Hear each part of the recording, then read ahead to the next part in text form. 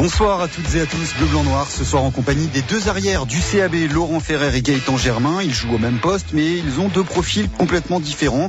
L'un adore relancer, l'autre a un énorme jeu au pied. Une génération les sépare. Peut-on parler de concurrence ou de complémentarité entre ces deux joueurs de Brive? Il y a peut-être un petit peu des deux.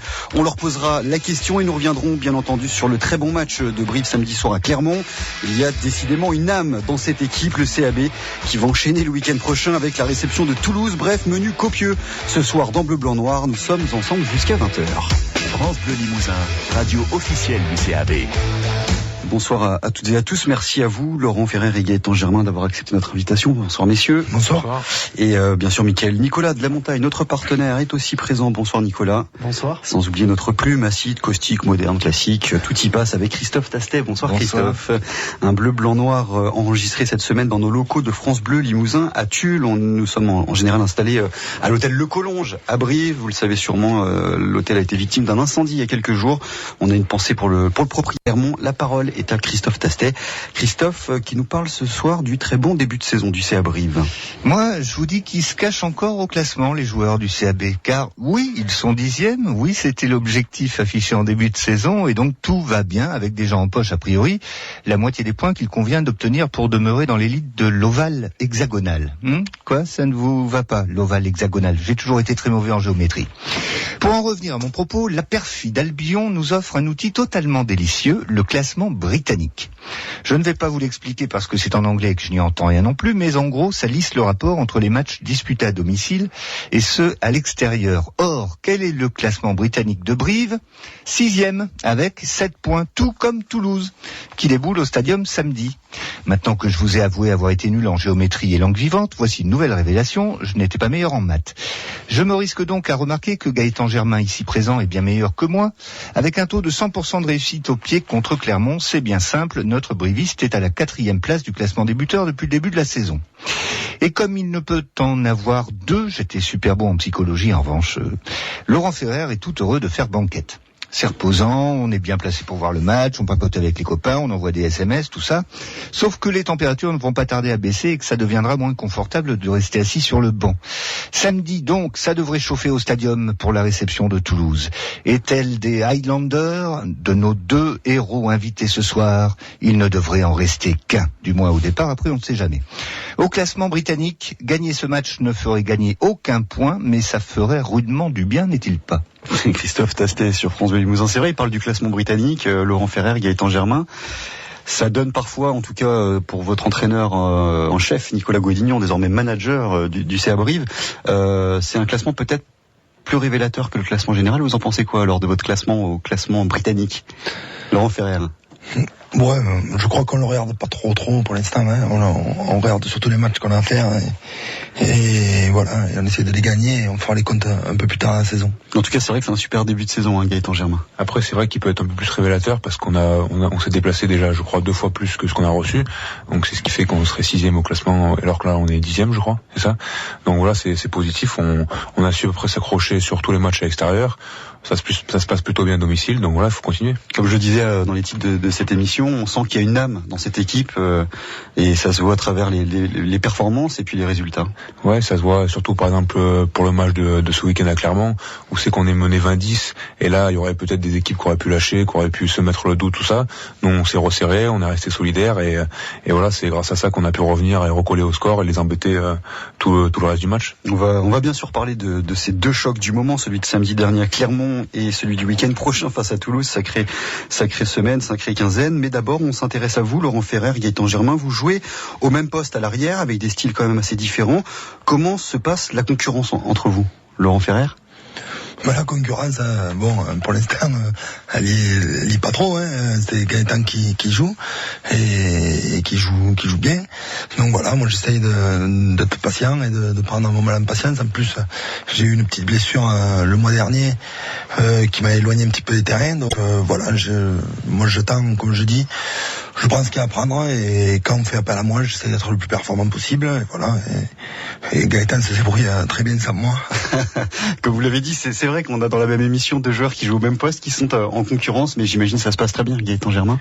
Ouais, moi c'est surtout au niveau de l'humain, voilà que on s'entend bien avec Lolo, on rigole, on discute à la fois de rugby, à la fois d'autres choses que auparavant des fois j'étais en concurrence avec des mecs avec qui j'avais pas vraiment d'affinité, avec qui je discutais pas, donc c'est surtout ce côté-là que j'apprécie. Et puis après voilà, au niveau du rugby, on a chacun notre profil et on essaie d'apporter le maximum à l'équipe. Alors justement, quelque part, est-ce qu'on peut dire que les rôles sont un peu inversés dans le sens où vous, Laurent, vous avez plus de 30 ans et vous adorez relancer les ballons à la main avec la fougue d'un jeune premier, et vous, Gaëtan, vous avez 10 ans de moins, mais vous privilégiez le jeu au pied, vous le faites très bien avec l'expérience d'un ancien, j'ai envie de dire. Est-ce que quelque part les rôles sont pas un peu inversés, Gaëtan? Moi j'essaye de faire ce que je fais moi, c'est-à-dire relancer tout ça.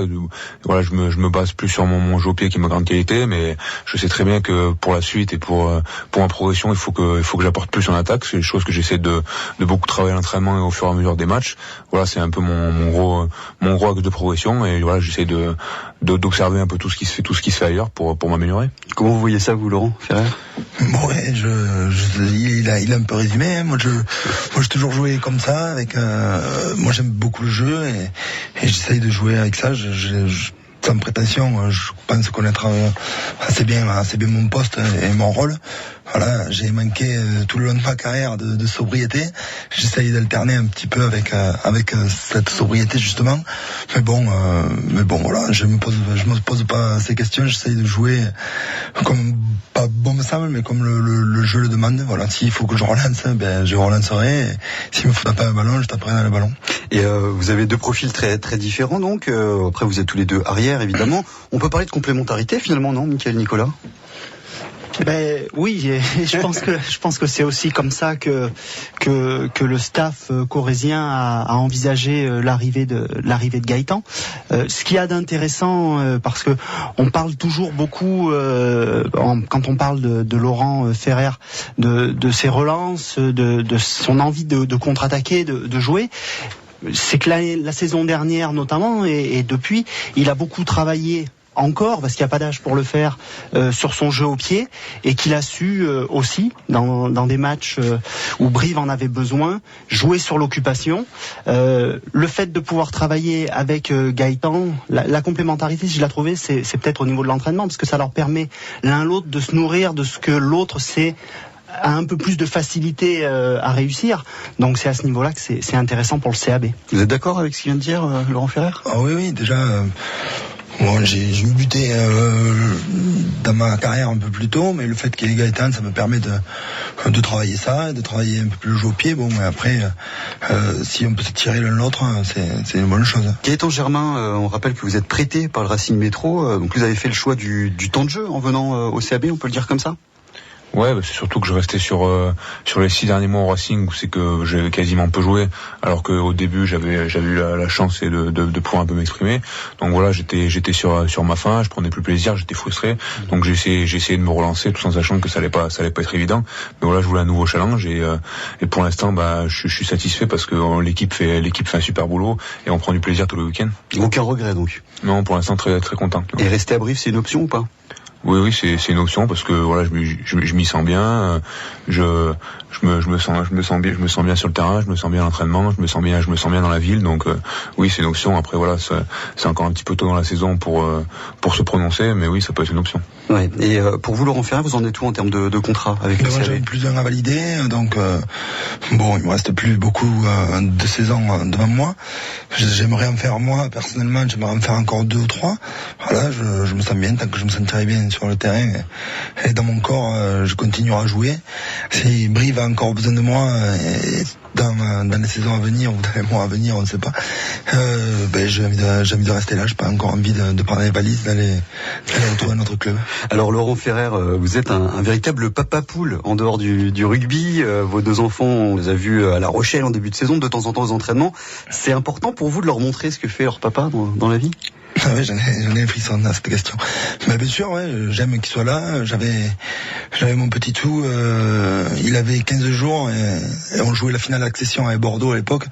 Et il était au stade et il est toujours au stade dès qu'ils peuvent. Voilà, leur maman les amène tout le temps dès que c'est possible. Et j'en parlais tout à l'heure avec Gaëtan et même les jours off, j'en profite et on va au terrain, on va taper dans le ballon et on va jouer, on s'amuse et c'est très important pour la vie et voilà.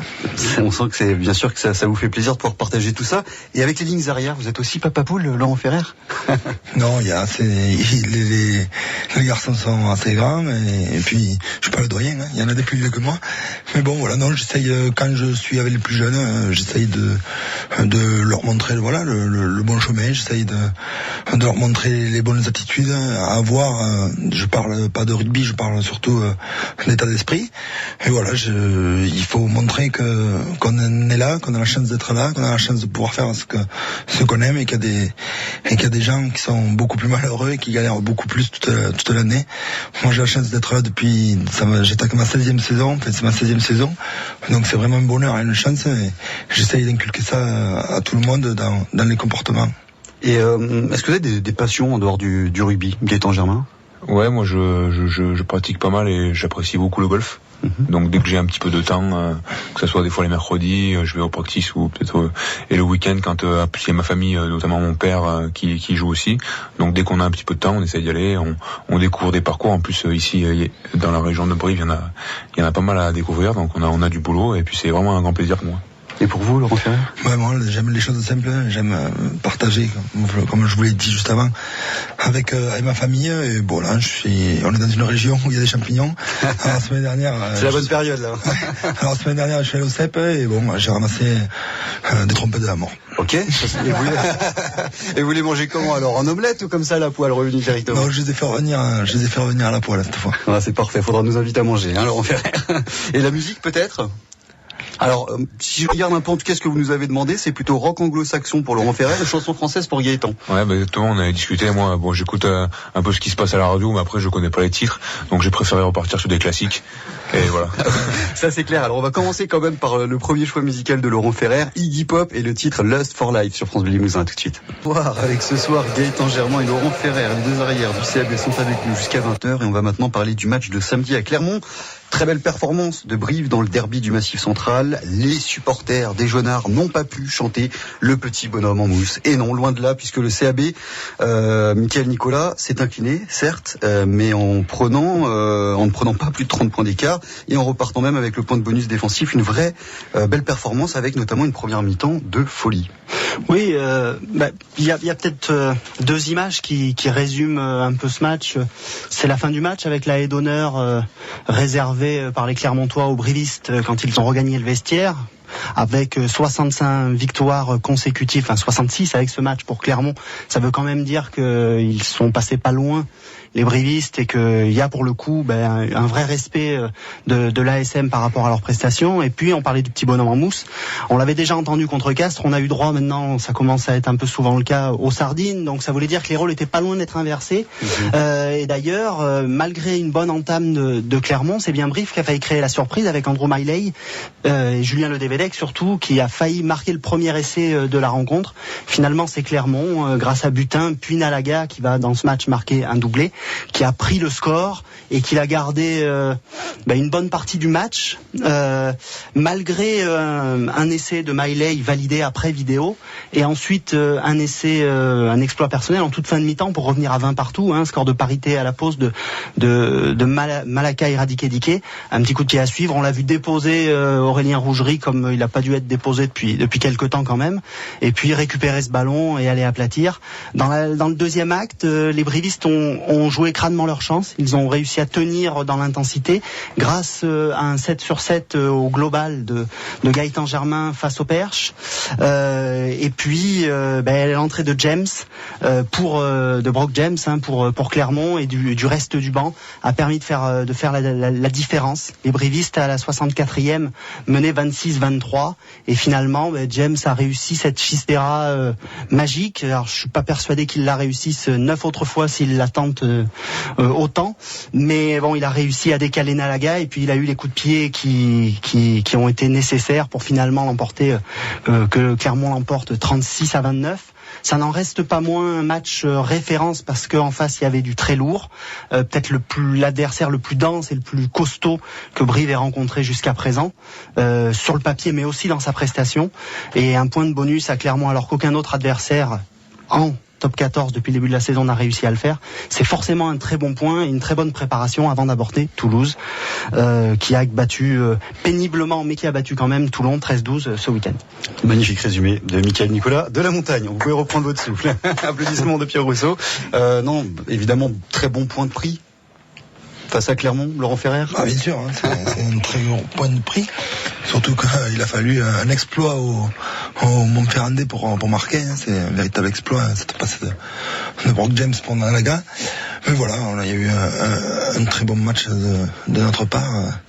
Moi, à vrai dire, j'étais sur mon canapé devant la télé et j'étais comme un fou. Voilà, donc c'est très bien, mais on n'a pas gagné. Est-ce qu'il peut y avoir pratiquement des regrets, Gaëtan Germain? Ouais, c'est sûr que comme on l'a dit, à la 64e minute on était devant, donc à partir de là on a toujours un petit peu de frustration, mais bon, si on se remet dans le contexte et si on nous avait demandé un point de bonus avant le début du match, je pense qu'on aurait signé parce que c'est déjà quelque chose de beau à faire à Clermont, donc voilà, on va essayer de rester sur cette note positive. Après le match, Nicolas Godinnon disait on a été chercher la victoire pour décrocher le point de bonus, si on avait visé le point de bonus on n'aurait peut-être rien eu. Nicolas. Oui, ça illustre tout simplement l'état d'esprit du CAB en ce début de saison. J'en avais déjà parlé dans une autre émission, mais finalement Brive en top 14, si on enlève le match de Toulon où il y avait beaucoup de jeunes et de turnover à cause de ces 3 matchs en semaine, il y a en gros une mi-temps. La première mi-temps contre Montpellier où le CAB est passé à côté dans l'engagement. Sinon, les Brivistes sont toujours répondus et puis surtout on les voit prendre un plaisir évident sur le terrain. Ils ont confiance en eux et en ce qu'ils font, et ça leur a permis à Clermont, au Stade Michelin, invaincu depuis tant de saisons maintenant, de rivaliser alors qu'il y avait quand même en face, en termes d'intensité, on a vu à plusieurs reprises les joueurs fatigués, et pourtant les Brivistes ils ont tenu, et c'est quand même de très bon augure pour la suite quand on voit leur capacité à rester. En plus, c'est peut-être pour moi le chiffre le plus important de ce début de saison, même s'il peut paraître un petit peu anecdotique. Brive a la meilleure attaque à l'extérieur, donc quand on est capable de marquer autant d'essais à chaque match, ça donne quand même des garanties pour avancer. Alors en début de saison, Nicolas Godinnon, entraîneur en chef, avait mis en place une philosophie ou une politique de dire voilà, on cible les matchs à domicile, on veut rester souverain au stadium, à la maison, on fait tourner plus ou moins à l'extérieur. Là, c'était quand même la grosse équipe qui était alignée du côté de Clermont. C'est un pari gagnant, on peut le dire. Oui, en même temps, c'est bizarre de dire ça, mais le CAB avait pas vraiment le choix. En ayant pris l'option de faire tourner et de laisser beaucoup de cadres qui avaient permis la victoire, arracher la victoire contre Castres. Il y avait 2 semaines de battement. Il fallait relancer les joueurs dans le bain avant Toulouse. Et puis sachant qu'après le match de Toulouse, il va y avoir 2 semaines de trêve internationale. 2 matchs qui concernent assez peu de joueurs à Brive. On pense à Domenico Wakani-Borotou, peut-être Andrew Miley, me semble-t-il. Non, Laurent Ferrer un petit nom de la tête. Donc voilà, ça. Et ensuite, on va encore avoir une séquence européenne où Brive va pouvoir éventuellement faire tourner. Donc d'ici la fin de l'année, il n'y a pas tellement de raisons de jouer avec le frein à main. C'est bleu, blanc, noir jusqu'à 20h sur France Bleu Limousin. Le CAB enchaîne donc les gros matchs et les bons résultats. Est-ce que vous sentez que le regard des autres équipes a changé vis-à-vis de Brive depuis le début de saison, Laurent Ferrer? On rappelle que Brive, évidemment, est promu et remonte en top 14. Je ne sais pas si ça a changé au vu des gens, au vu des médias peut-être, parce qu'on n'avait pas eu un article sur l'équipe depuis le début de la saison. Je crois qu'il y en a eu la semaine dernière. Donc non, je ne sais pas si ça a changé. Les équipes nous prennent peut-être un peu plus au sérieux, voilà. Donc. Et vous, Gaëtan Germain, est-ce que vous avez l'impression, ne serait-ce que dans les yeux des adversaires, avant de commencer un match, est-ce que vous sentez que ça a un petit peu évolué? Très honnêtement, je j'arrive pas à le ressentir, ça, je sais pas trop. Après, pour rebondir sur ce que disait Laurent, c'est vrai que les pronostics d'avant championnat, tout le monde nous mettait dernier. Donc pour l'instant on est 10e, on a fait un bon petit bout de chemin. Il reste encore beaucoup de choses à faire, mais voilà, je pense que tous les adversaires le voient et doivent se méfier un petit peu plus avant de jouer contre nous. Alors malgré le point de bonus défensif, le CAB pris donc à Clermont samedi soir, le CAB perd 2 places au classement, 10e avec 23 points, mais creuse encore un peu plus l'écart avec la zone rouge. Mickaël Nicolas. Oui, les brivistes, ils sont à 6 points d'Oyonnax, le premier relégable. Bon, alors ils sont à l'heure actuelle, à l'instant T, à un monde de Biarritz qui est décidément pour qui les choses vont de mal en pis en ce début de saison, puisqu'ils sont seulement à 8 points les Biarros, donc Brive avec 23 points. Et en parfaite position actuellement. Après, les choses peuvent évoluer très vite. On parlait de marathon l'année dernière pour la Pro D2. Il n'y a pas seulement 4 journées de moins. Mais le fait qu'il y ait 4 journées de moins en top 14 fait que les choses peuvent basculer beaucoup plus vite. Donc il faut... Pour Biarritz, je pense que ça va être quand même très compliqué. Mais voilà, que ce soit Oyonnax, que ce soit Bayonne, que ce soit Bordeaux, il y a encore beaucoup de concurrence et il reste quand même une place. C'est pour ça que les brivistes, quand ils entendent parler du top 6, parce que tout le monde s'enflamme légitimement par rapport à leur début de saison, eux parlent encore et toujours du maintien. Et c'est vrai qu'à 23 points, si on part du principe que le maintien sera au minimum à 43 et peut-être plus probablement à 45 ou 46 points, il reste quand même du chemin à faire. Forcément, Mickaël Nicolas, transition toute trouvée. Merci beaucoup à notre confrère de la montagne. Quand on regarde le classement, quand on est joueur là du CA Brive, qui plus est après une perf comme ça du côté de Clermont, est-ce qu'on continue à regarder vers le bas? Est-ce qu'on regarde quand même un petit peu en haut en se disant il y a peut-être quelque chose à faire, ou c'est précipité et dangereux de commencer à oublier et à tourner le dos à la lutte pour le maintien? Non, il faut surtout rester concentré.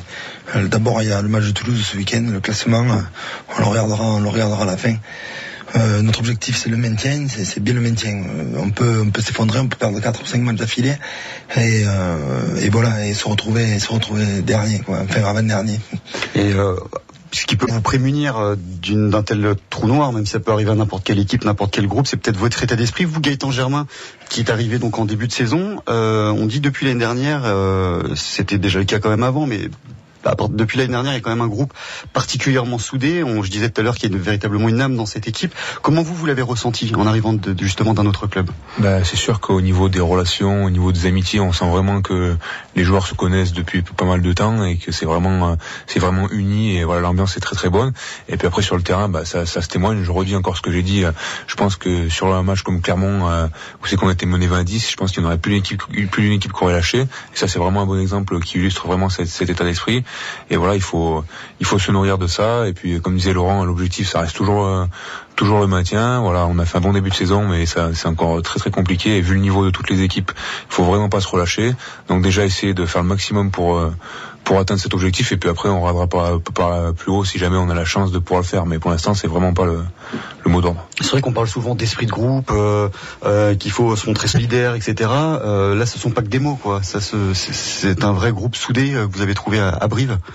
Oui, vraiment, ouais, que ce soit dans le vestiaire et sur le terrain, vraiment, Laurent et moi qui avons un poste un peu plus reculé, qui voyons un peu tout ce qui se passe sur le terrain, il y a pas mal de matchs. Je suis ressorti, je me suis dit mais c'est une bande de morts de faim, c'est énorme, on craint pas grand chose, quoi. Donc ça c'est vraiment positif. Et pourvu que ça dure, et ce profil, il vaut mieux que ça dure d'ailleurs, samedi à 15h05 au Stadium et en direct sur France Bleu Limousin, un autre choc taille XXL avec l'avenue du Stade Toulousain. On en parle dans une poignée de minutes. D'abord, on va s'écouter le premier choix musical de Gaëtan Germain, Charles Aznavour, le grand Charles, sur France Bleu Limousin, et le titre Emmenez-moi. À tout de suite. Du choc à venir au Stadium, celui de samedi à 15h05, devant les caméras de nos confrères de Canal. Match à 15h05 un samedi face à Toulouse, forcément ça fait saliver, j'imagine. Gaëtan Germain? Oui, un match vraiment primordial qui pourrait confirmer notre spirale positive. Et voilà, après c'est l'ogre toulousain, c'est le leader du top 14. C'est bon, même si ils vont dire qu'ils ont des joueurs qui sont monopolisés pour le stage et compagnie, qui vont être fatigués. Bon, moi je sais très bien qu'ils auront une grosse équipe pour venir, et ça sera très dur. Il va falloir être très solidaire comme d'habitude, et puis pourquoi pas. Enfin, il faut espérer gagner. Laurent Ferrer. C'est le Stade Toulousain, c'est la plus grosse équipe d'Europe. Et voilà, c'est toujours quelque chose de recevoir le Stade Toulousain. Qu'ils aient la plus grosse équipe ou la deuxième plus grosse équipe, ça reste une pléiade de stars. Donc voilà, c'est le gros match à 15h. Donc voilà, en ce qui me concerne, j'ai jamais joué de ma carrière à 15h sur Canal. Donc je sais pas si j'y serai, mais c'est une très belle chose. Voilà, c'est un dernier gros choc qui nous permettrait de partir très sereinement en vacances. Oui, parce que derrière il y a une coupure de 2 semaines. Et puis ensuite d'autres matchs importants bien évidemment. Toulouse qui a donc récupéré la place de leader du top 14 après sa victoire face à Toulon. Les Toulousains qui cette saison n'ont pris que 2 points à l'extérieur, 4 défaites en 4 matchs, 2 points de bonus défensif loin de leur base. Quand on voit ces stats, est-ce qu'on se dit qu'il y a peut-être quelque chose à faire, Mickaël Nicolas? Regardez votre boule de cristal. Oui, alors là, je reste muet. C'est très difficile à dire parce que il faudra non seulement, pour battre Toulouse, faudrait non seulement un très bon CAB, mais face à Toulouse, s'il y a un très bon Stade Toulousain, tout peut arriver. Et malheureusement pour Brive, le pire, c'est une équipe qui a une telle qualité et puis surtout qui a été un peu en plus touchée dans son orgueil ce week-end. Alors certes, elle s'est imposée, mais il s'en est fallu très peu puisque Wilkinson a raté des points au pied. Voilà, et puis c'est légitime pour eux de se dire que même sans manquer de respect à Brive, ils vont venir ici pour enfin décrocher un succès à l'extérieur. Donc c'est pareil avant Castres, non? Oui, mais Toulouse n'est pas Castres, ou Castres n'est pas Toulouse. Voilà, c'est un autre moment de la saison. Il y a eu Castres depuis, il y a eu Clermont ce week-end. Je pense que les Toulousains vont pas regardent déjà plus du même œil Brive que on pouvait regarder cette équipe avant la réception de Castres. Après, il y a des choses qui vont peser pour Brive, la confiance, encore une fois, au-delà de l'état d'esprit, le fait que le CAB actuellement a confiance en son jeu et on voit une équipe qui a un jeu reconnaissable, clair. Il n'y a pas de doute sur le terrain, les joueurs savent ce qu'ils ont envie de faire, le font, ne se posent pas de questions. Et puis, il devrait y avoir un stade quasiment plein, donc aller 13, peut-être 14 ou 14 500 personnes. Donc ça, forcément, ça va peser. Les Toulousains, les dernières fois qu'ils sont venus, il y avait déjà beaucoup de monde. C'est toujours une très grosse affiche pour Brive. Puis c'est jamais qu'à 2 heures de route. Mais bon, ça devrait peser quand même dans les débats. Vous parlez du soutien du public, des supporters du CAB. Je me souviens bien évidemment de ce magnifique moment qui était la finale d'accession de la Pro D2 en fin de saison dernière, la fête sur la pelouse du côté de Bordeaux après donc la victoire du CAB, la remontée en top 14. On sent depuis, c'était déjà un petit peu enclenché avant, mais que les supporters sont vraiment derrière vous, ça continue, vous faites tout pour, vous me direz, mais ça doit être particulièrement motivant, Laurent Ferrer, de voir tout ce public qui est parfois difficile, il faut le dire aussi, à Brive. Ah oui, quand on voit il y a un an en arrière l'état d'esprit du public, mais bon, si on revient aussi un an en arrière avec le jeu qu'on proposait et ce qu'on fait maintenant, bon, voilà, ça tout a augmenté. Ça a commencé l'année dernière avec des matchs, il y avait eu Oyonnax, La Rochelle, Aurillac, puis cette finale. Puis depuis le début de la saison, je crois que les gens se régalent. Ils se régalent autant que ce que nous on se régale sur le terrain. Et voilà, c'était le dernier match de Castres, c'était quand même quelque chose d'énorme. Et donc là, face à Toulouse, ça devrait être également une belle soirée, un bel après-midi, en l'occurrence, Gaëtan Germain.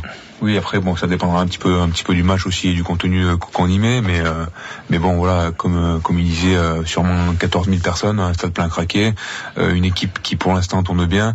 Donc voilà, il suffit qu'on y mette un peu les ingrédients et je pense que ça peut vraiment être un très très beau moment pour tout le monde. Je vais vous demander, est-ce que Toulouse compte mettre la grosse armada ou pas, l'un dans l'autre, de toute façon, ça sera difficile, vous savez, Laurent Ferrer. Je sais pas s'ils vont mettre la grosse armada. Est-ce que certains ont envie de se faire mal ce week-end à Brive en sachant qu'ils vont jouer les Blacks le week-end après? Moi, personnellement, si je devais jouer les Blacks le week-end après, je sais pas si j'irais me faire mal. Pour lui qui nous écoute. Laurent Ferrer et Gaëtan Germain sont nos invités ce soir dans Bleu, Blanc, Noir sur France Bleu Limousin. Donc Gaëtan Germain, vous êtes le buteur attitré cette saison au CAB, avec des stats plutôt très intéressantes, 75% de réussite depuis le début de saison, 39 coups de pied réussis sur 52 tentatives. Tout va bien pour vous à ce niveau-là? Tout va bien, je sais pas si on peut dire ça. J'ai eu des matchs qui étaient un peu plus difficiles, notamment je pense à celui du Stade Français. Après voilà, j'essaie de me donner le maximum de chance. Je bosse comme j'ai jamais autant bossé. Voilà, j'essaie de me travailler un petit peu mentalement. Et surtout le plus important, c'est il faut que ça reste un plaisir. Parce que je pense que c'est vraiment une notion très importante pour les buteurs.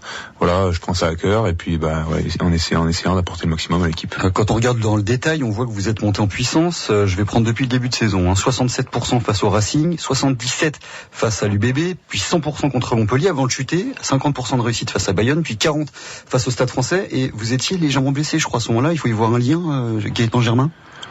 Vous avez une contracture? Ouais, j'avais une contracture. Peut-être que j'avais la semaine qui précédait, je m'étais pas beaucoup entraîné. On peut y voir un lien. Après, je sais pas. Il y a des jours comme ça où c'est qu'on est un peu moins bien. J'ai du mal à l'expliquer. Ce qu'il faut, c'est de faire en sorte que ces jours-là arrivent le moins possible, quoi. Et ensuite, ça repart de nouveau à la hausse. 67. Donc là, plus de blessures, en tout cas plus de gêne. 67% de réussite au pied face à Perpignan. Idem contre Grenoble. Puis 75% contre Castres. Et enfin, 100% de nouveau samedi soir contre Clermont.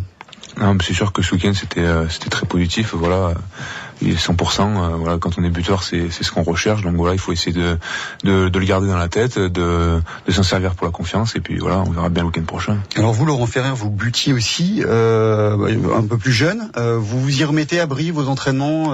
Les coachs vous demandent à ce niveau-là de buter. Où est-ce que vous en êtes par rapport à cet exercice? Oui, donc je m'entraîne toujours pour buter au cas où il n'y ait pas Gaëtan. Voilà, bon, ça se passe assez bien, sauf que je me suis blessé un petit peu en même temps que Gaëtan sur ma jambe de frappe, et à force de buter, voilà. Enfin, donc j'ai ralenti un petit peu ça, mais bon, voilà, je m'entraîne, ça peut que me servir, voilà. Gaëtan Germain, vous prenez très peu de temps pour taper. C'est volontaire, c'est un style. Il y a un effet recherché. Ou... Mais justement, il y a eu un changement à partir du match de Clermont. Là, j'ai changé un petit peu mon rythme de respiration. Parce que j'ai observé un petit peu par exemple. Ça dure 20 secondes au lieu de 10 ou... je souffle. Avant, je soufflais 3 fois. Maintenant, j'essaie de souffler 5 fois parce que j'ai observé. J'ai entendu qu'il parlait que Quesada, qui était un très très bon buteur, prenait beaucoup de temps. J'ai observé Jonathan Sexton qui prend beaucoup de temps avant de buter. Donc je me suis dit pourquoi pas essayer de plus respirer, plus prendre mon temps avant de prendre ma course d'élan. Et bon, pour ce week-end ça a marché, donc on va continuer comme ça. Mais pourquoi est-ce que vous alliez très vite jusqu'alors? Ah, je sais pas. Est-ce que c'est pour peut-être échapper, pas trop cogiter, échapper à une forme de pression, ou c'est... Non, c'est que ça a été ma routine que j'ai installée depuis le début. Donc voilà, ça se passait bien et j'ai pas voulu changer. Et après, je me suis rendu compte que c'était un peu court et que deux temps de respiration en plus, ça pouvait me faire du bien. Donc j'ai essayé.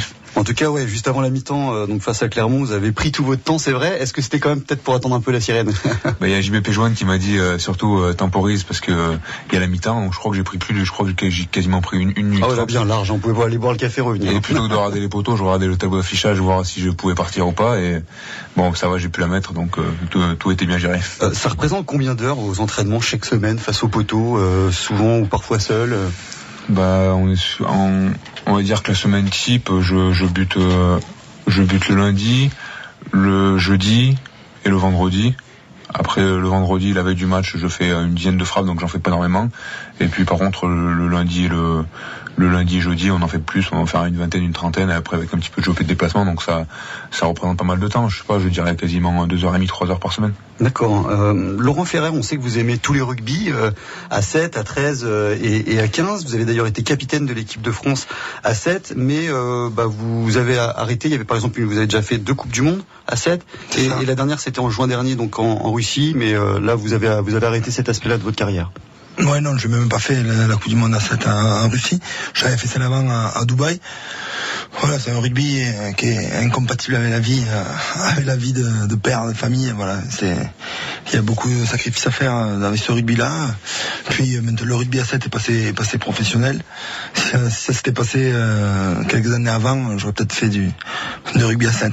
Et le rugby, on l'a compris, c'est vraiment votre passion. Vous voulez rester dans ce sport, non? Après votre carrière de joueur, peut-être devenir entraîneur. Quels sont un petit peu vos plans?